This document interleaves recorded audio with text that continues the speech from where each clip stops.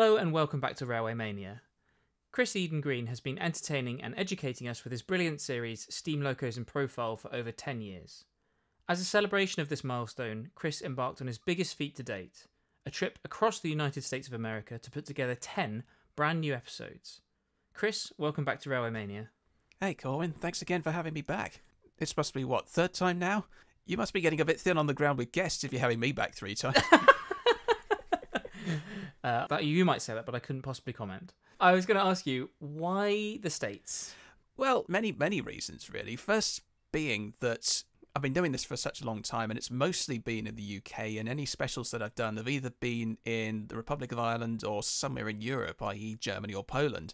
And in the time that I've been doing Steam Locos in Profile, I've built up such a niche following, and about 33% of my regular audience are from the United States. So I thought... Wow, really? Yeah, give or take. I mean, it varies from month to month because of YouTube's algorithm being what it is, but that's basically the average, about 1/3 of who are stateside. And I think then the next one is Australia, it's something like 5%, and Canada's not too far away from that. So I thought, okay, well, best to do something for them to mark the occasion, and also because some statesiders have been clamouring for US specials for almost as long as I've been doing the show. I can remember I got my first request for a US type way back in February 2013. It was just off the back of the publication of the A4's episode, and someone said in the comments section, "Can you review the big boys?" Of course, they went straight in with the big boys, straight to the top. Just get in with the biggest one. And of course, at that time, Union Pacific were just on the verge of announcing that they were going to restore a big boy. At first, I thought... 4014. Yeah, 4014. And at first, I thought, hang on, there's none of them working. How the hell can I film them if they're just all static? And then Union Pacific made the announcement. I thought, oh, better go on and do this then. Oh, wait, I haven't got... How the hell am I going to do this? So it's Union Pacific's fault then? About fault, but it's cause and effect. Yeah, I then just sort of looked into it on and off as the years went by. I think the earliest I looked into it was around 2015, thinking, well, if I do go to the States, what could I realistically do? And at that time, I looked into getting the whole crew and myself, so me, Adam and Sam, over for a 2-week stint to record a special on the Denver and Rio Grande Mercados over in Colorado, so you could see them at the Durango and Silverton and Cumbres and Toltec scenic railroads. And that in itself could have done, I dare say, but... It'd be a bit of a whistle-stop tour, though. Very whistle-stop tour, and to be fair, there is such a vast array of American steam, more than just one type of engine, that if you do just the one type of engine... Yeah, it's a bit like if an American YouTuber decided to do a special on UK steam and all they covered was Flying Scotsman, when, they missed out things like double Fairleys and Castles and 8Fs and 9Fs and Terriers and all the rest of the great stuff. At this stage, had you done any other overseas specials? By 2015, the only overseas special we'd done was in the Republic of Ireland with the Bord-na-Mona 3-gauge Barclay tank engines. So we were fairly inexperienced in that regard, and by, I think it was 2017, we looked into doing another overseas special, and I actually put the vote out to fans on Facebook asking, 5th anniversary's coming up, if we did an overseas special, what would you like us to do? And I think the most popular type of American class that was in that poll was the DNRG Mercados, but it ended up being the Kriegslocks in the end. So that's why we went to Germany instead. So in a way, it's kind of good that we sort of sunk our teeth into an overseas trip a little bit closer to home before venturing much further to the States. Well, what did the Germany trip teach you about the logistics of doing such a thing? It's bloody hard work. Basically. but at the same time, it's also really enjoyable because all 3 of us, I think, we had a lot of fun doing it, even though it was very exhausting. Yeah, it was basically really hard work, but really fulfilling at the same time. And it shows that there is so much more to railway preservation than just what we have in the UK. There's big scenes in continental Europe, and as it turns out, there's big scenes in the States. Well, we'll come on to that soon. Yeah. We're coming up to this 10-year anniversary. So you're thinking more and more about going to America and trying to think about what kind of subjects that you could cover when you're there. But how did you go about making this trip happen? Well, it was only possible because of a massive crowdfunding campaign.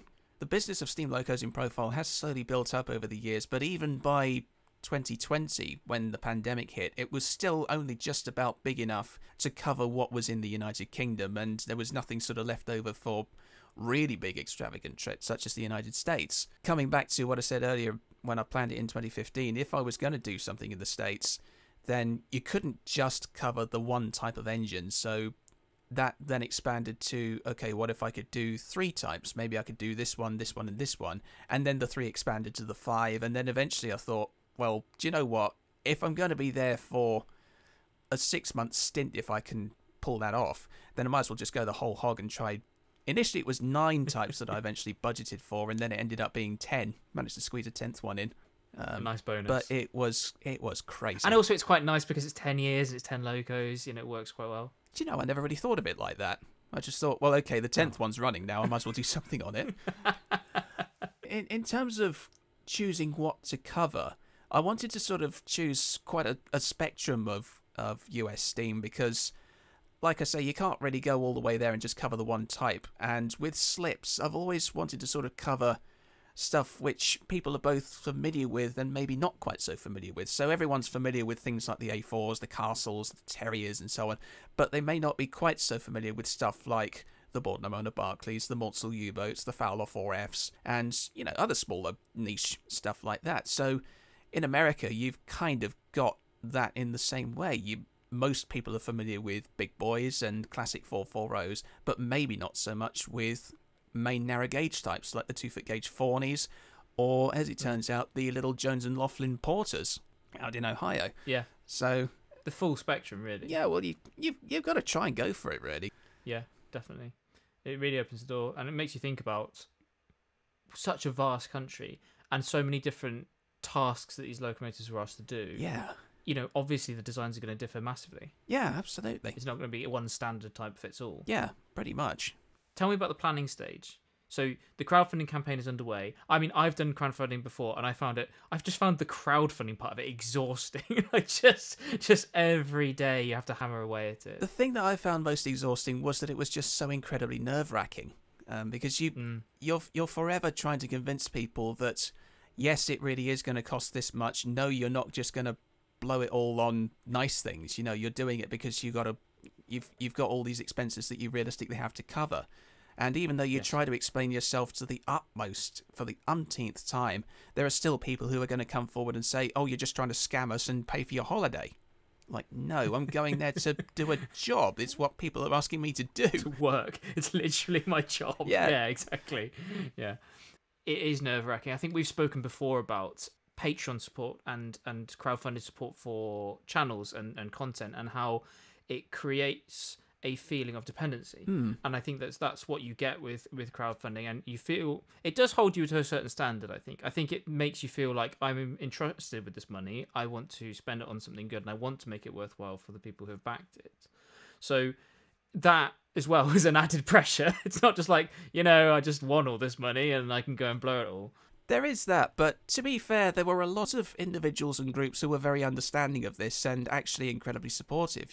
Smaller railroad organisations like the Bridgeton and Saco River Railroad Museum Society, who don't even have their own site at the moment. They're just a body of people in Maine who want to reopen part of the old Bridgeton and Saco River Railroad 2-foot gauge line that was closed way back in the 40s. And they still cobbled together, I think it was the best part of 800 quid in that regard. What? Really? That's amazing. That wasn't the best one, though. I think I had about 6 weeks to go before I hit the top deadline of about £30,000, and there was one guy from Australia who then just filled that £8,000 gap. You're not going to believe the prime reason. He, having looked in this in my email inbox and saw the figure and thought, hang on, is he sure about this? I better go and thank him for this. Viewers can't see this, but I am catching flies at the moment. And he just said to me, that's okay, I only wanted to give you the money because I wanted you to review the big boys. So it's kind of like our equivalent of George Harrison mortgaging his house because he wanted to see Monty Python's Life of Brian, It was crazy. My goodness. So that's amazing. Honestly, support. to anyone who's listening to this or watching this and had supported the campaign, thank you very much. You're the best. Don't ever stop being awesome. One of the things that I think was interesting about this is you kind of had to plan it all out logistically beforehand, because you had to get the prices for everything, because you had to you had to budget the entire thing and then wait for the money to come in and work all that time to get the money, and then check that against your original plan as things change. How much changed in between? Yeah, that in itself was nerve-wracking enough, because when I initially budgeted the whole thing up, the exchange rate was hovering around 70 to 72 pence to the dollar. And then when I got out to the States in sort of April 2022, it was around 82, 83 pence to the dollar. And when I came back, it was 91 pence to the dollar. So cheers, Liz, for crashing the economy. Goodness. I hadn't even thought about that. Yeah. So, and then not only that, but the prices of everything were going up as well. So, I guess everyone's in COVID recovery as well. So everyone's trying to claw back the lost revenue and everything else like that. So yeah, the prices are definitely going to go up. One prime example was the price of fuel out there. When I budgeted, the average price was about 55 pence a litre, or give or take, about £2 8 pence a gallon. When I got out there, it had gone up to about 80 pence a litre. And so, okay, it's still technically cheaper than we are getting in the UK, but it was still an expense that I wasn't anticipating. So there was a lot of... And the distances involved are vast. You know, it's not like just driving up to Manchester or something like that. That's like a trip to the shops in US terms. Pretty much. So, there is a joke that says if you drive 100 miles in the UK, the accents change, but if you drive 100 miles in the States, then you're in the same state, which is more or less true. What else was a challenge in the planning process for you? Well, just really trying to wait and see what various railroads and groups were planning to do. There were some events which I could plan sort of a long time in advance. Things like one of the Nickel Plate Road Berkshires, number 765, which is owned by the Fort Wayne Railroad Historical Society. They were going to take their engine to a railroad in Ohio, the Cuyahoga Valley Scenic Railroad, for a couple of weekends in May, so I could get shots there. By the time when I was just about to go out there, the Nevada State Railroad Museum in Carson City announced that they were going to have a big gala weekend of all these great classic American-style locos, 1870s, 1880s engines from all over the place. So they'd have Eureka, they'd have Inyo, they have a couple of others from other local railroads. I think Tahoe, the mogul that had just been overhauled, was going to run there as well. So it was a big event that was sort of announced more towards the last minute of my before I went out there, and I thought, yep, I can make use of that. But then things like Union Pacific's plans with their big boy, number 4014, I had to sort of wait and see until I got out there before I could realistically make any plans with what to do with that. And even then, they had to be changed pretty rapidly. Right. What had happened there was I got out there on the 5th of April, and then the following week, I think it was the 11th, Union Pacific announced they were going to take the engine on a big 6-week tour of the western states. They were going to start from Cheyenne, Wyoming, go all the way through Utah and Nevada, down to the middle of California, and then all the way up through California to Portland in Oregon, stay there for a weekend, and then go back across the Sierra Nevada through Idaho back to Cheyenne. And then 10 days later, it was postponed. Now, it's not entirely certain why it was postponed, but there were 1,000,001 stories suggesting that the US railroad industry was coming under government questioning for reasons which there are many different stories of, but none have been confirmed exactly officially. So the rumour mill is hard at work then. Yeah, and it's not helped by the fact that the internet will be the way that it is. So, rumours will escalate everywhere. Yeah. But one way or the other, it just meant that I had to sort of wait in limbo to see what happened next. Nothing really was confirmed in concrete until the 4th of July weekend, by which time all the other plans I'd made to get out to California, I had to go ahead and do them, because otherwise I'd just lose time. But, oh well, it's just as well I was able to get ahead and do what I needed to do. Yeah. In the end, the engine only did one return trip from Cheyenne to Denver and back of around 100 miles. But, it still looked good on camera in the end. Oh, yeah. I mean, it's going to look good, isn't it? Yeah. It's an engine that looks good standing still, so I imagine moving is absolutely magical. You wait until you hear it, because it's a noise monster. There are some people who say that it's overrated and think, oh, there's one rail fan who thinks that... That's what I say. Well, there's one reference I make in the film. Well, there's a couple of rail fans who think that it looks like a really old fat person with lots of little feet. I mean, this... Some people won't get this, but I kind of think of it like the luggage from the Discworld universe, which is a walking trunk, basically, with lots of tiny little feet walking on the ground. I remember you said in one of your videos about trouble with the visa. Yes, that was a saga and a half. So this was literally just around the same time that the guy from Australia contributed the last of the crowdfunding money. So that was a fantastic surprise. But then I was faced with a fantastic, oh dear, disappointment. I'm going to have to delay this sort of moment, where by this time, this was sort of late February 2022, the US Embassy in London had just started accepting visa applications off the back of having been shut throughout the pandemic. But it was sort of reviewing them on a sort of urgency basis. You know, it was focusing on immigration first and then visitors a long way second. And by the time it got round to visitors, it was prioritizing them still at a much, much lower sense of urgency. So in order to get across and do what I needed to do, I had to apply for a B1 visa. So it's a business visitor one. You can technically get over there on an ESTA, which covers you for 90 days, but the odds then of airport security then gazing into your baggage and looking at all the cameras is then too great. You know, they can then look at it and think, hang on, you're not here to visit, you're here to work. You're here to take someone else's job, aren't you? And then, of course, there's every chance that they'll just send you on the first flight back to London. So in order to get this all done and dusted with the minimum amount of risk, I had to do all this, you know, the prim and proper way, because it only felt right, like the right thing to do. But in order to go through the process, I had to fill in the application form on the website, which was $160. And then I had to go for what they call a consular interview in person at the embassy. So you go to the embassy and you speak to one of the sort of the ambassadors, the consulates, then say, yes, this is me, here's my passport, here are all my documents, this is where I plan to be, this is what I plan to do. No, I'm not going there to take someone else's job or marry someone's friend, etc., etc. I'm not going there to settle down, and I will be coming back and pick up from where I left off. When I tried to apply for an interview, the earliest that I could get an interview initially was the middle of August, by which time just about all of the stuff that I initially planned to film would have happened, and I would only get about 2 months worth of filming in. That's stressful.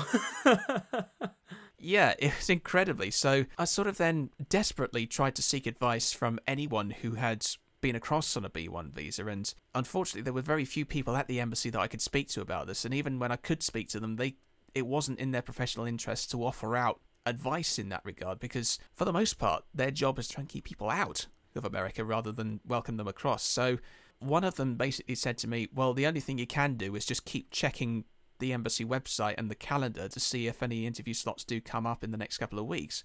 So there was me checking it every couple of hours per day for about 2 weeks or so afterwards, and then by lucky chance I was able to bring it forward initially to the middle of May and then the beginning of May, and then by extreme luck an interview slot came up in the middle of March, but it was in Belfast. So I had to fly over to Belfast for the sake of what ended up being about half an hour's worth of questioning by two different people. Have they not heard of Zoom? Yeah, but thank goodness I was able to get it all sorted, and you know, it turned out to be a lot less stressful than I anticipated. Yeah. Tell me about some stats. Let's talk about statistics. Yes. I want to know, how far did you go? How long did it take? That kind of thing. I went literally all over the place. It's probably easy to list off the states that I didn't end up having to film at, but I was filming from as far east as Wiscasset in Maine, all the way out as far as Vancouver in Washington State, which is right on the other western side. It's just above Oregon. So real coast-to-coast stuff. Pretty much coast-to-coast, but I was darting literally all over the place. I didn't just start in one side and then work my way westwards or eastwards. I literally had to be in Baltimore one weekend, then Pennsylvania the next, and then fly over to Denver, then drive across to Chicago, then fly back to Baltimore, then fly to Texas, then fly to Albuquerque, New Mexico, then go to Colorado, then back to Baltimore, then over to California, then to Nevada, then Utah, etc., etc., etc. I was all over the shop. What kind of time period did this take place over? So I was there from the 5th of April until the 30th of September, so that's 179 days. I would have stayed there for longer, but with the visa that I had to apply for, you can only stay there for a maximum of 180 days at a time. So I just got within. Any more than that and the government would have kicked me out, saying, no, we can't have you. Yeah, either that or you'd have to stay there. I'm not sure which way you would go. Even after 2 months, I was getting homesick, so I had to come home sooner or later. Yeah, of course, yeah. Do you know how many flights you had to take? 25. 25 flights. 25 planes I had to fly on in 6 months. I think I covered more than 43,000 miles overall 7,500 of those must have been getting back and across the Atlantic. Did everything go well from a technical point of view? Did your camera behave, for example? Unfortunately, I had to replace the main camera in Ohio. No. Because Oh, what had happened was, again, when I was filming number 765 out at Cuyahoga Valley, a freak rainstorm happened, and my beloved little Panasonic HX 1500E, to those who really want to know what it was, is a great little camera, but it's not very waterproof. So even with an umbrella and even with rain protection that I had on it, the rain was so sudden and so heavy that it ended up just frying the camera and it wouldn't turn on again. And there followed a sort of frantic couple of days. I think I had to be in St. Louis like 2 days after I finished filming at Cuyahoga Valley, and I was sort of dashing around St. Louis. Big shout out actually to Chris Wilson of Caledonia Works fame, who put me up when I was in St. Louis. And, you know, we were darting around from camera shop to camera shop saying, can you repair this? Can you repair this? And every time, every one of them was saying, no, we'll have to send it back to Panasonic to get it fixed. And so eventually I ended up just having to buy a new one before I could carry on. Was it a like-for-like replacement, or did you get an upgrade? Like-for-like replacement. Yeah. Old trusty. I could have got an upgrade, but I wasn't really sure which one to go for, so I just thought, you know, I've just got to carry on. I've got to get on with this. I can't afford to just play around. I think there's a lot to be said for equipment that you're used to using, though. Like, you know where everything is. You know how to set it up quickly. You know how to get what you want out of it. So I totally understand the wish to, like, for that continuity anyway. And you want it to all look the same. You know, like, an A7S isn't going to look the same as, like, a C300. And they're just different. They just have different looks to it. So if you have half the shoot on one camera and half the shoot on another camera, you're just going to lose that sense of continuity and control. Yeah, you're right. It is going to look odd.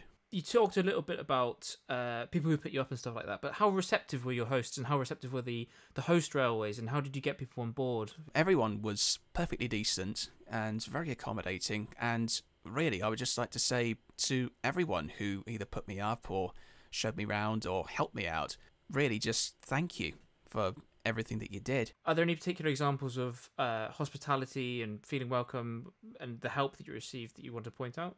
I suppose one that really springs to mind was the hospitality that I had out in Maine. The main draw being the Wiscasset, Waterville and Farmington Railway, which runs on part of the old 2-foot gauge line that originally ran from Wiscasset all the way up to the middle of Maine. Didn't quite reach Farmington, unfortunately, or Quebec for that matter. So kind of like the Manchester and Milford Railway in that regard, but I digress. Anyway, the people who owned that railroad, I've got to give a big shout out to Ed Lakaya from the WWF, who not only contributed to the campaign, was not only happy to be the point of contact in that regard, but actually organised a photo charter with one of their engines simply because I was there, which was really nice. Brilliant. Yeah, I mean, it wasn't really in the season when they run photo charters, because photo charters in the States tend to be either at the beginning of the year or the end of the year when the seasons are changing, the leaves are just coming in on the trees or just beginning to fall off, and you get a great multitude of colours. Yeah, it makes sense. So this was in the height of summer, in the middle of August, and yet they were still happy to run WWF number 9 with a coach and a boxcar and a flat car and a couple of actors, and one of the other volunteers brought along a series of road vehicles to pose and drive alongside the train at various points along the line. So that is that quintessential kind of movie or postcard image that you want, isn't it? It was wonderful, and the fact that they did it, okay, they opened it up to other participants, and, you got to in order to make a photo charter earn its keep. But Ed did say to me that the prime reason why they laid it on for that particular time was because I was there, and they just wanted to, feature that in the film. So big shout out to those guys. Man, that's brilliant. If you ever get a chance to go to the WWF, that actually, it puts me very much in mind of America's equivalent of the Corris Railway in many regards, because it's been around for the same sort of time. It was an early casualty, particularly to road competition, and it started small in railway preservation, and it's now got all of these big projects that are going on all at once, which other railways would be sort of envious of. They're building new rolling stock, they're building a new engine, they're building all of these great new buildings like a carriage shed and a roundhouse and so on at the main base, and then they've extended their tracks, and it puts you very much in mind of the Corris, and they're not too big-headed about it either. They're so charming and accommodating. They're wonderful. But also just that sign that they went out of their way to help you is just so nice. And when someone is your host and they do that kind of thing, it really makes you feel warm inside. It was terrific. I wouldn't hear a word against those guys. So thanks again. And how far in advance did you have to contact the railroads that were hosting you, like for filming and things like that?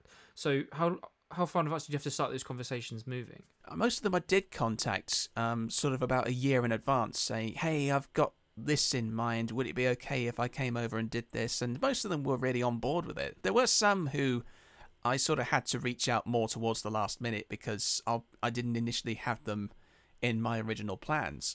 Like there were my friend Rave, who works down at the Southern California Railroad Museum. He has ties with his girlfriend works up at the museum in Oregon that looks after the Southern Pacific Day Line, number 4449. And oh wow, awesome! Yeah, both of them actually invited me up to a traction engine rally in Portland, in Oregon, and on the same weekend, they then took me over to see number 4449, so I could effectively, well, not just see her, but maybe try and squeeze her into one of the other films. Yeah. I did try to sort of make a comparison between, really big stuff like her and Norfolk and Western number 611 compared to something that's logistically easier to operate, like one of the J&L Porters. It was just nice to try and squeeze that in, but that was more sort of a last-minute jobby. But on the whole, anything between a few weeks to a year, I just reached out and said, hey, do you mind if I do this? And I never really had anyone who said, no, get lost. And what kind of access were you given to the various locomotives and railways? Well, it really depends on each place, but for just about all of them, they were perfectly happy to let me up close and personal with their engines, let me on footplates, and I got one footplate ride again thanks to the Fort Wayne Railroad Historical Society on 765 out in Indiana, and the guys who own the Jones and Laughlin Porters out in Ohio, they let me drive the one porter that they restored a few years ago, number 58, and that was really nice. And then yeah, I mean, I've seen the clip from that. It is fantastic. Great noise. Yeah, you wouldn't think that something that size would make that sort of noise. I think the highlight, again, I've got to give a shout out to Nick Hovey, who's one of their volunteers down at Youngstown, who was holding the camera while I was charging the thing up the hill, and I just spontaneous moment turn around, go, how's that for stack talk? Right down the barrel. So, cheers, Nick. But that brings me on to another thing. So, were you travelling solo the whole time? I initially budgeted for all three of us to go over, but I did end up having to travel solo most of the time. I did have help when I was over there from various friends and basically people who wanted to help me out, either to, help drive me around or, help film. Shout out to people like Nick Ozerak from the Roundhouse Podcast and my friend James from Baltimore, who helped me out with a lot of bits and pieces, and to Ray from SoCal Museum, who again helped me out with various bits and bobs. Yeah, but for the most part, it was just me, because bless Adam and Sam, they both have their own lives. They both have full-time jobs in the rail industry, so even if they... Well, it would have been so hard for them to take the time off, yeah. Yeah, because they only get about 30 days paid leave a year, and most of that's going to be taken up with stuff that maybe they want to do more than... More work. Yeah, than accompany some stupid, insecure, long-haired show-off around the States for 6 months. Especially seeing as Sam was getting married, so, that's obviously more important than following me around. Yeah, sorry, dear, I've got to go and see some trains in America. Might not go down too well. Yeah. We know that railway preservation is massive in the UK. It is a huge hobby and a huge industry. But what differences did you notice between UK and US preservation? It's very much like America itself. It's so similar, and yet it's so very different at the same time. So it's similar in that the passion's definitely there. The people who are into it are really into it. But I suppose owing to different lifestyles, different cultures, there are definitely differences in terms of how people are able to commit to it. So in the UK, most occupations you get 20 to 30 or even more days paid leave a year, but in America, with most occupations, you're lucky to get more than 1 week's paid leave a year. Wow. So with certain railroads like the Durango and Silverton, they have to sort of employ more of a full-time workforce in order to run a whole season of trains. So it's more of like a Paynton and Dartmouth vibe. Kind of, yeah. I mean, there are still heavy volunteer organisations with most of the tourist railroads over there, but a lot of them are more sort of short lines and museums rather than full-blown 18, 20-mile heritage lines. I also guess that the costs in running such huge machines must be vastly different to, say, running like an austerity in the UK. In many regards, I dare say, especially because a lot of them do have to employ more of a full-time staff. But then with most railroads over there, the timetables are nowhere near as intense. So coming back to the Durango and Silverton, for instance, they have, in the high season, maybe 2 full-line return services a day and then maybe a third half-line service in the day. And they all depart from Durango within 45 minutes of each other, and they all come back sort of within 45 minutes of each other at the end of the day. So it's not like, say, it's not like the Isle of Wight Steam Railway where you have like 4 return services a day at so many intervals of an hour. Another example being the Western Maryland Scenic Railroad, who run the H6 Mallet number 1309. They only run 1 return steam service a day from Friday through to Sunday, and every other service they were running with a diesel just from outside the main station and back. I mean, I don't blame it. If you're trying to afford the fuel for an H6, then, you know, you're going to have some sort of backup. There is that. And other places, of course, sometimes they will schedule some trains, but then decide not to run them depending on how many bookings they get. When James and I went over to the Northern Central Railway in Pennsylvania, which run a replica 440, they were advertising, I think it was 2 return steam services a day, but then the second one they had to cancel because they couldn't get enough bookings to actually make it pay its way. And we asked the lady at reception why this was the case, and she said, well, with the price of fuel going up, we just can't afford to run it if we can't afford to fill it. This kind of comes back to the distances problem, in that the visitors have to travel such vast distances just to get to the scenic railways, whereas we're kind of used to this idea of them all being on your doorstep. There's always one within a sort of reasonable drive of someone's house in the UK, so it's not hours away. A lot of American rail fans were very envious, or expressed their envy towards me about the number of lines that we've got. You know, they were saying, by comparison, we're sort of practically tripping over them, whereas they're lucky to have more than, say, 3 in the same state in some cases. Yeah, that would be considered like, you know, densely populated, I guess. Yeah. What about the volunteers that you spoke to?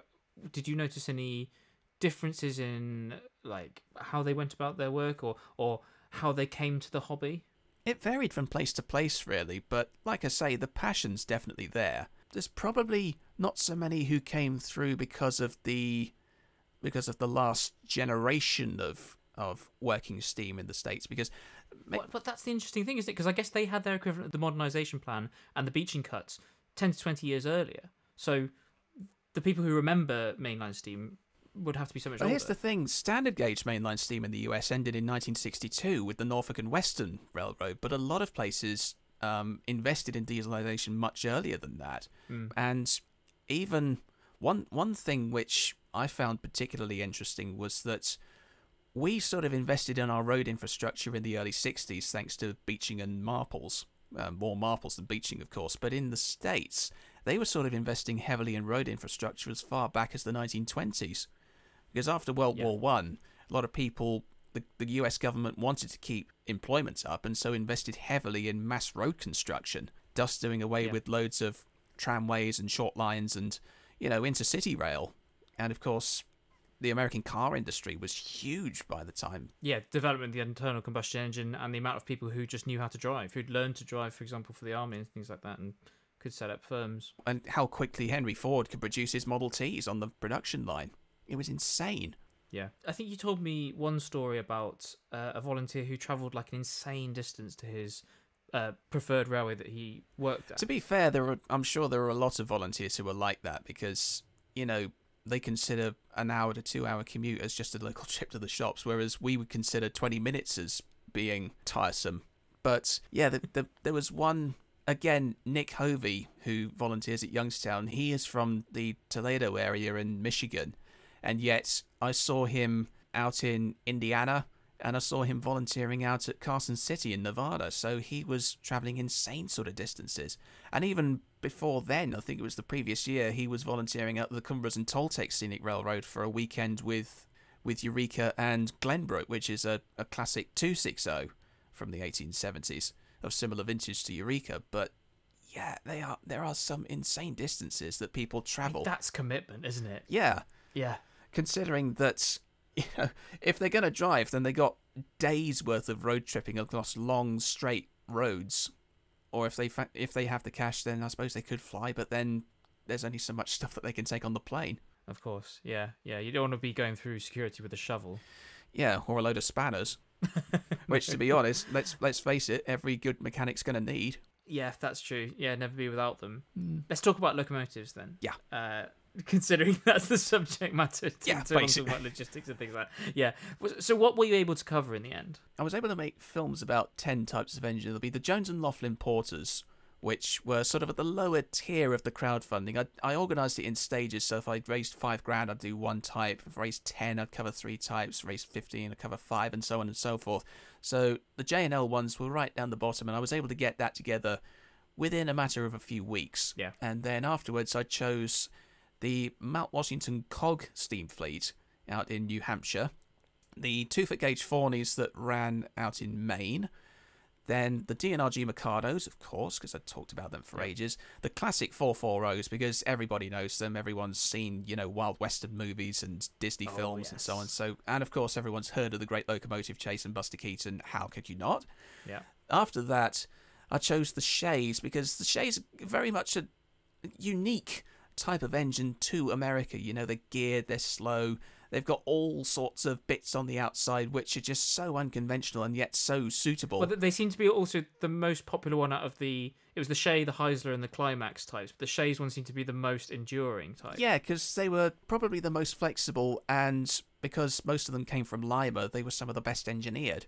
Right. There's this saying that Lima is kind of the Cadillac of locomotive builders out there, even though, Alco had quite a good range of engineering, and then Baldwin had the best pricing on everything. Right, of course. But, everyone's going to have their own favourites. So Shays were another big one. Yeah. And then the top 3 that I'd financed were the big boys, because how could you not? The Berkshire 284s, like Nickel Plate Road number 765 and so on. And then the 9th one was initially going to be a special on Sierra Railway number 3, which is, of course, that classic loco that has been seen in shows like Casey Jones, Petticoat Junction, and that time-travelling comedy thing with Christopher Lloyd and co. Was it Bill and Ted?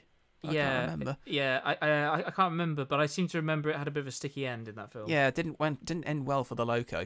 Or at least a copy of the loco, I should say. The original engine is fine, thank God. But what happened there was the railroad where the engine is kept at, which is in Jamestown, California, had said that the locomotive was due to have its 1472 inspection. So it's kind of their equivalent of the 10-year overhaul. Whereas we would overhaul our engines every 10 years or whenever it needs it, they would look at theirs either every 15 years or 1,472 working days, whichever one comes first. So it was due that at the end of 2022, but unfortunately about February, March time, the engine was having some boiler work done, but it was discovered that she needed a bit more work than was initially anticipated, and so they thought, okay, well, we can't realistically do all this work and then only have the engine run for another 5-6 months. We might as well just pull it from service now. So that just meant that, unfortunately, that film had to be canned, and eventually something else had to take its place. So what was that then? So what did you do? Well, I put a poll out to supporters and fans of the show asking, what would you like to film instead? And I realistically narrowed down the choices to the whole East Broadtop Railway steam fleet of 282s, because they're not identical as such, but they're roughly the same, and you can see the sort of the line of development with that fleet. Then the Chesapeake and Ohio H6 Mallee Moguls, and what was most asked for at the time was the Reading Company T1 484s, which I had looked at initially, but at sort of in late 2020, early 2021, none of them were operational, and it didn't look as if any were going to be operational by the time I got out there. the H6s won, but just by one vote. Really? It was that close. But then interestingly, what did happen was by the time I got out to the States, one of the Reading T1s, number 2102, which is owned by the owner of the Reading and Blue Mountain Northern Railroad out in Pennsylvania, was just returning to service from a long overhaul. I think it'd been out of service for something like 29, 30 odd years. Wow. Initially, I thought, can I realistically get this one squeezed in as well? Because it's another chunk of work which I'm not sure I could really pull off. But then I thought, do you know what? People have given a little bit more money to the campaign, more than I'd initially anticipated. It would be silly of me not to try and throw in a little extra something as a thank you to them. And seeing as enough people have asked me about it, I'm either going to review this type of engine or I'm going to get people badgering me about it for the rest of my life. So I might as well just get it over and done with. But thank goodness I did, because I'll hold my hands up to any Reading T1 fan and say I didn't get it at first. I didn't quite understand the hype with them because you pick your words carefully, I see. Apart from being rebuilt from an existing type, i.e. the I-10SA 280s from 1923, I didn't really find anything that particularly special about them, at least compared to, say, the big boys or the DNRG Mikados or the 440s. But as number 2102 was running things like freight specials and so on the Reading system, I slowly began to warm round to it and thought, okay, I'm starting to get this. And actually, more and more people explained that the Reading T1s made a name for themselves in early railroad preservation back in the late 50s and early 60s, when four of them were sort of held back in the Reading Company and did a series of specials, the Iron Horse Ramblers on the Reading system. Oh, I see. So they kind of cemented themselves in the lore of railway preservation at that point. Yeah, pretty much. Railroad preservation, sorry. Yeah, and especially seeing as one of them, number 2101, was one of the three locomotives chosen to haul the American Freedom Train of 1975 and 76. So obviously that cemented their image even further. So having learned about all that, I get it now. I didn't at the time, but I get it now. So you can put your guns away now, Reading T1 fans. Well, it's amazingly fortuitous as well that even though you'd lost one due to this sort of amount of work needed doing, you almost had the opposite situation where one was coming back into traffic a bit earlier than kind of expected. Yeah. So able to make the best out of that situation. Pretty much, yeah. But it was just a fun experience, even if it did have its hardships. I've already compared the big boy to Flying Scotsman, but can you tell me about the FOMA culture? Where to begin? I mean, I don't mean to diss American railroad preservation in any way, seeing as they'd all been so nice to me, but it is kind of true that there is a lot of stigmatism against the sort of the negative aspect towards it. FOMAs do very much exist out there, in much the same way as armchairs very much do exist out in the UK. And some of them will go to such extreme lengths in order to get the shot. There are talks of, cars overtaking each other and literally crashing into each other, and then the driver's saying, oh, sorry, can't stop. I've got a train to catch. I've got to try and get the shot. Really? Yeah, so thank goodness that doesn't happen over here much. Or rather, if it has, then feel free to talk about it in the comments below. Thanks. I've talked enough about how mad it was to try and get film of the big boy, but actually the one that I found hardest in that regard was the Reading T1. Really? Yeah, chasing that run was mostly on the back roads, and the engine had just returned to service after such a long layoff, so of course the hype was huge, especially seeing as the Reading and Blue Mountain Northern Railroad do use that locomotive on revenue-earning freight services on occasion, Fantastic. Whenever they want. Oh, that's brilliant, though. That, again, was another thing which sort of warmed me round to that, and so, okay, I still don't quite get this, but that's nice to see. But what kind of challenges were around? Is it just because of the crowds, or was it that you couldn't get anywhere near it, or what was the challenge? It's just that because everyone's after the same shot, and the towns along the railroad from Reading through to Muckler up to Jim Thorpe were very small, and they were congested enough without having a big rumbling loud steam engine rumbling through them. So of course there was traffic chaos wherever we went. It's a miracle that James and I didn't have any collisions in some cases, because there were some people who were literally parked out in the middle of the road to try and get their shots. My goodness, it was crazy. Okay, yeah. But yeah, it was all worth it in the end, because I can't really speak for myself and how well they turned out, because only the audience can tell me if it looked any good or not. But I was happy with it. I've got faith. Don't worry. I'm glad someone has. In one of the previews that I've seen, you're talking about the American 440 types, and you do mention that a lot of these locos survived, and one of the reasons they're iconic is because they were actually owned by a film company. Some of them were owned and used in the film industry in the very early days of talkie pictures. As props, just machine props. Yeah, I think it was Buster Keaton who said that a locomotive is a terrific prop, and lo and behold, he did use it to some great advantage, not just in the general, but of course that version of Rocket in Our Hospitality that goes over all the bumps in the track. That itself was terrific, and obviously 440s appeared in the general and in John Ford's The Iron Horse and the Great Train Robbery, of course, that came much before them. And then, of course, Paramount Pictures did actually buy a fleet of locomotives from the Virginia and Truckee in the 30s and used them in so much other stuff from, I think it was like 108 films and TV shows from the mid-30s right up until the early 80s. And then, of course, other things like the Baltimore and Ohio 440 William Mason that masqueraded as the General in Disney's adaptation of The Great Locomotive Chase in 1956. And then, of course, in Yo that masqueraded as the Texas in that regard. Yeah, it's just incredible how that type of engine sort of was ingrained in our minds because of early film and TV shows. And it's great also that they weren't just cut up after they were used. In many cases, yes. Because not forgetting, of course, in the early 1900s, America was home to sort of the staged train collision. So a lot of course, yeah. So a lot of old 440s that were just destined for the scrap heap anyway were literally crashed into each other for spectator sport. Yeah. In much the same way as demolition derbies happen now. Yeah. I mean, it's really hard to buy a Nissan Primera now for that reason. Tell me about... I know you can't pick favourites. No. But tell me about a particular high point of the trip and the work that you did out there for you. Oh man, there were so many. I mean, being given the chance to drive JNL number 58 was a big highlight.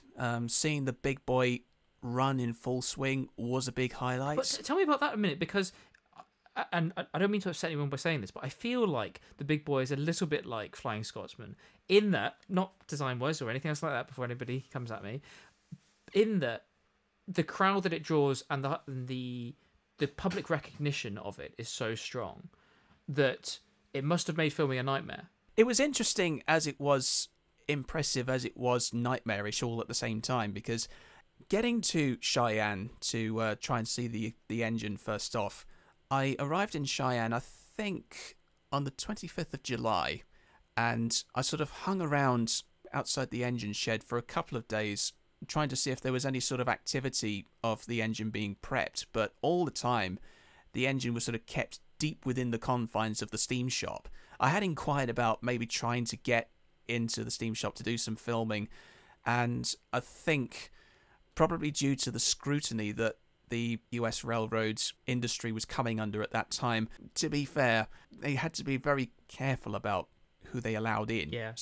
Long and short was, no, I couldn't be allowed in, but in the end it wasn't really a huge loss. But the point being then, I just hung around waiting to see what happened next, and then on the 28th of July, number 4014 finally came out of the shed for her run down to Denver, and just hearing those three blasts of the big, deep, exuberant multi-chime whistle, and then seeing the huge plume of steam erupt from the steam shop as she backed out was a real bucket list moment. Think, okay, yeah, I get it now. Brilliant. This thing's bloody impressive when it's on the move. It's something to see one when you're standing next to it and it's got nothing going on, but when it's actually got a fire in its belly, that's something else.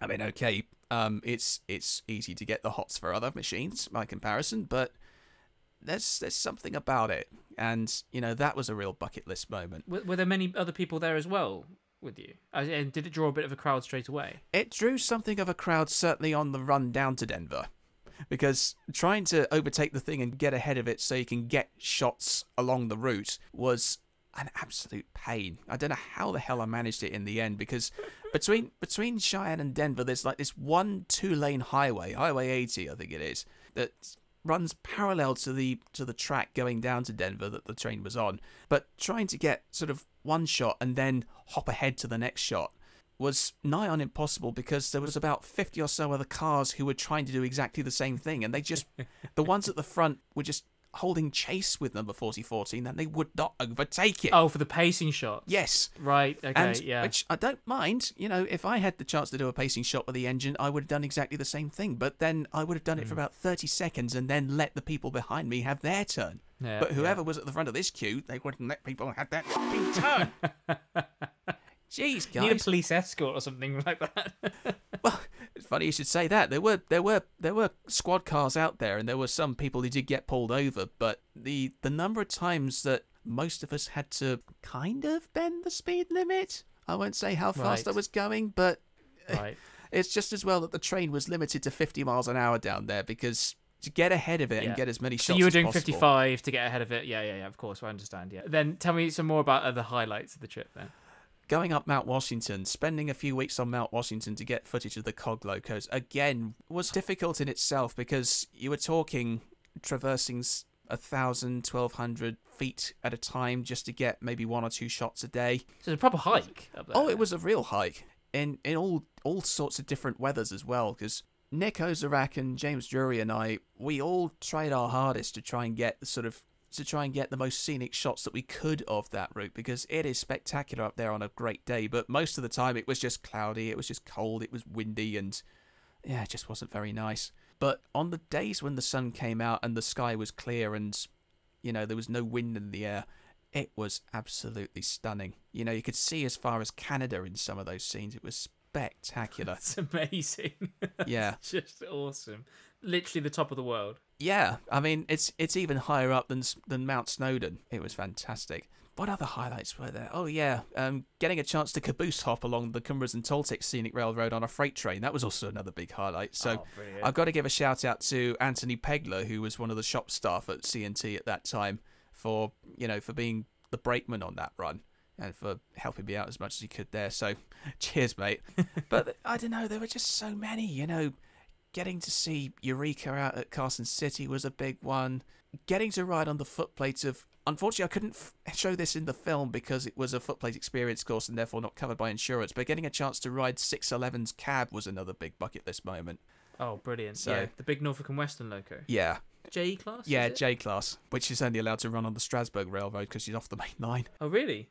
Unfortunately, yeah. It's like a caged tiger. Pretty much, yeah. You know, Wow. It's such a magnificent shame. But again, it kind of demonstrates just how logistically challenging it can be to run such a big engine on tourist railroading scenes in America, because unless you can actually run stuff like that on the main line, and, you know, stuff like the Daylight and 765 and 4014 and so on, there's not really many places where they can run. Well, you make this point in the film, don't you? That, you know, it's all well and good, but it is like a wild beast that needs to be let out. And if you don't have the opportunity to do that, it's very, very difficult to run them. It doesn't help that America doesn't really have an equivalent of the Great Central Railway, where you can get sort of a dozen or so mainline steamers in one place and then run them up and down double-track main line at 30-minute intervals. So it really is just a very different kettle of fish. Credit to those who do manage to do what they can with their stuff, because when they do manage to get the toys out to play with them properly, there's nothing like it. It's fantastic. I'm going to bring this down now. Tell me about some of the low points. What were the challenges? What were the biggest challenges and the hardest times that you had? Aside from having to replace my camera in Ohio, that was coming off the back of having caught the bat flu out in Ohio. Dreaded COVID. Oh dear. And so I lost a few days filming there. It's no fun being ill, but it's no fun being ill when you know you know that you've got work to do, and that you might be falling behind, and also you're so far from home, and you're just on your own. And it didn't help by the fact that I did end up in hospital because of that. Oh my God, really? Yeah, it was funny because I tested positive, I think it was on a Friday, and then I was bedridden for a couple of days. Then I started testing negative within like 2 days afterwards. By that time, I'd missed any opportunities that I had to go out filming, and then I had to wait until the following weekend before I had any more. And then my body was sort of going through this weird sort of recovering phase. Even though I was testing negative, I was feeling all sorts of strange twinges, and all the muscles in my chest went ping at one point, and I thought, oh, am I having a heart attack or something? And then when they sort of rebuilt, I then started breathing quite heavily, despite still testing negative, and I thought, hang on, something's not quite right here. I better go and get myself checked out professionally. So I went to the nearest hospital I could find and explained what was going on. And it's true what they say about American healthcare. It's not state-owned. It is all private. If you're going to be covered by it, you need to have, good health insurance. Thank God for Stay Shore travel insurance, because otherwise I would have been mullered. So they nailed me down on a bed, did a blood test, read all my vital signs, scanned my lungs and my heart.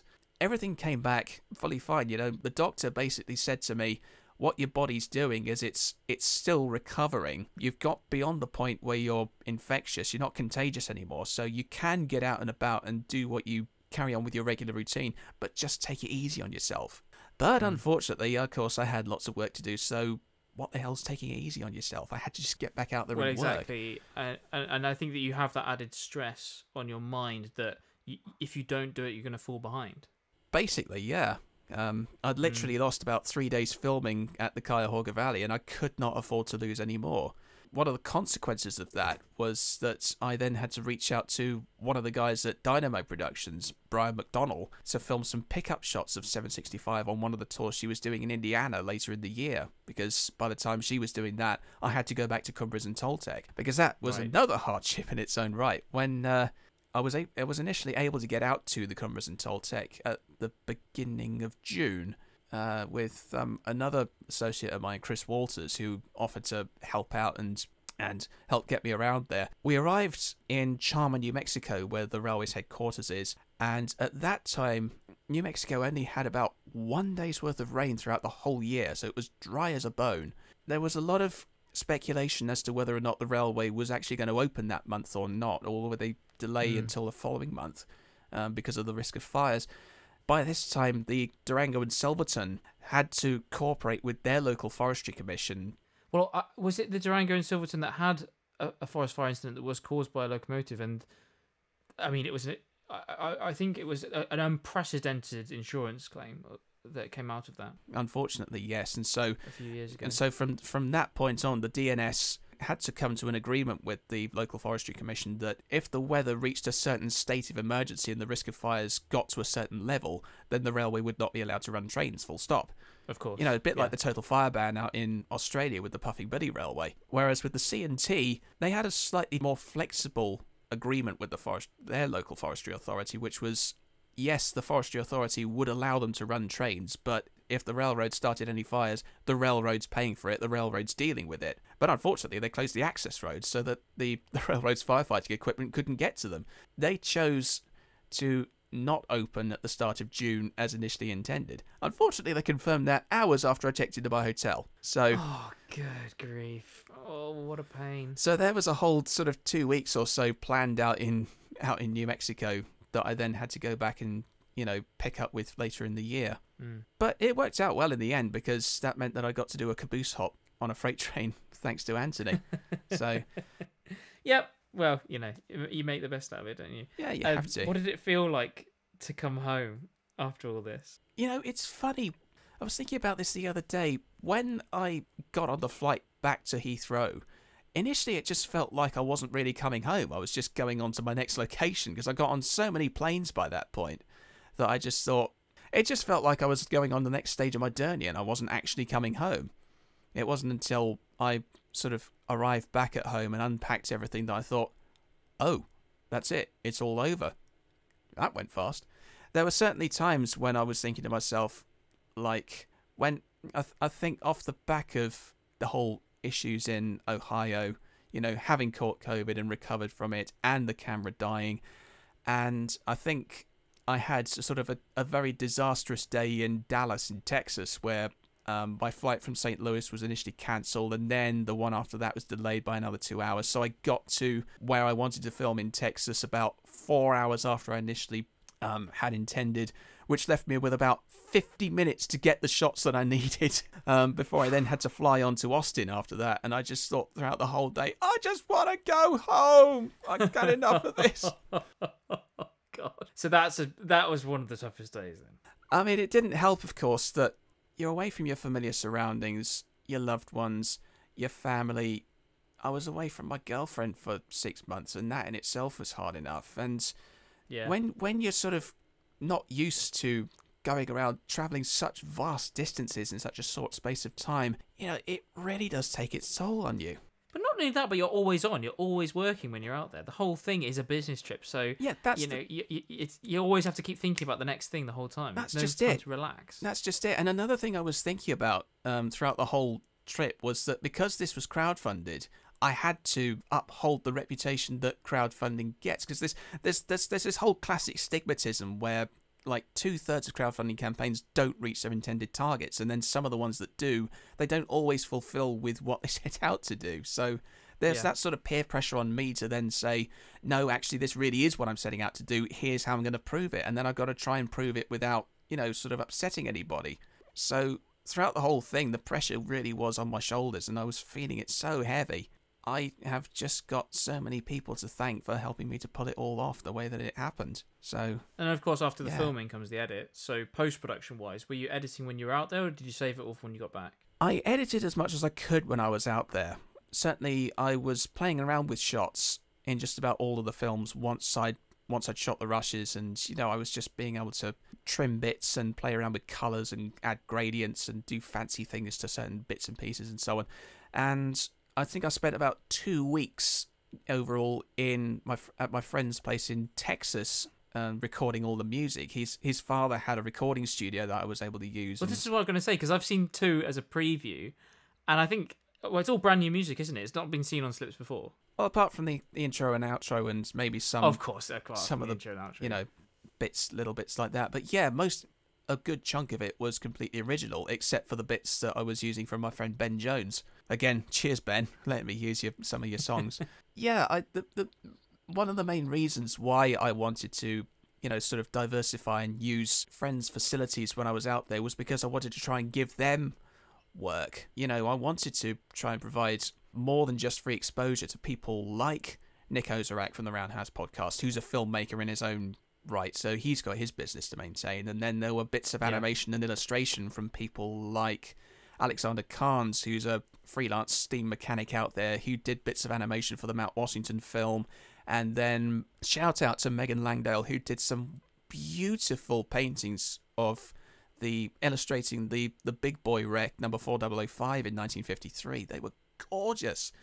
Better than I could have asked for. And then of course Rio and Ed from Japan and the Wiscasset, Waterville and Farmington respectively for doing some animated maps for 2 of the other films as well. So cheers, guys.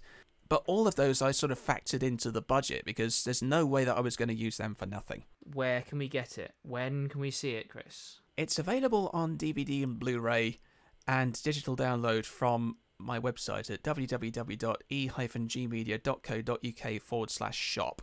Excellent. And it's been in the can since October, and it's now finally going to be available in time for Christmas 2022. So brilliant. There's your excuse. Excellent. Go on there and buy it, please. Can I ask one more thing? Go on. What's next for Steam Locos and Profile? Apart from having a sleep, maybe. What's sleep? What's sleep? What's rest?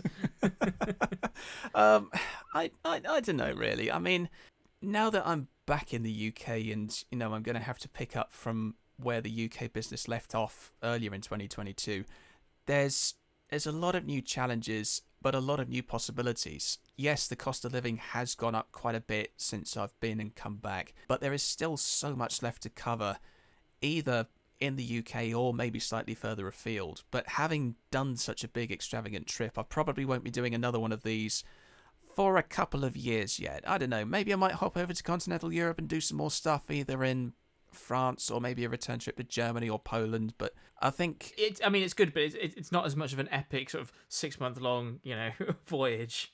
Well, it wouldn't necessarily require that sort of concentrated effort, but yes, you're right. Yeah. It's nowhere near quite. So more in the vein of kind of one-off specials rather than full 10 episodes. Yeah, but I think for the time being, it's worth at least concentrating on the UK, because there's still a lot of stuff here to cover. Yeah, there's a lot of stuff coming back into Steam as well. Yeah, I mean, just off the top of my head, it'll be great to see King of the First running again. Oh yeah. Now that that's finally on the way back. Yeah, definitely. But otherwise, I don't know whether it ends up on YouTube or straight to DVD or download or runs on some other form of streaming service. I don't really know for sure at this point. I'm not going to say never to anything. So we'll just wait and see what happens. Yeah. So we'll shelve the Australia trip for now, but not say never. No, because I have had calls for Australia, and I am still looking into it, and I have been looking into it for the last couple of years still, but that'll probably end up in the same vein as India and South Africa and potentially Poland again. You know, sort of, it's a nice thing to do one day, and it may well happen one day, but... Well, maybe the Slips World Tour can happen for the 50th anniversary. I'm not sure I plan on living that long, to be honest. I wasn't even planning to live that long for the 5th anniversary. Jeez. Brilliant. Thanks so much for coming on again, Chris. I wish you all the best with this. It's been an absolute blast. I really love the 2 episodes that I've seen already, and I really hope that other people enjoy them too. Thank you for having me back, and thank you for doing what you do. Thank you, mate. See you later. Laters.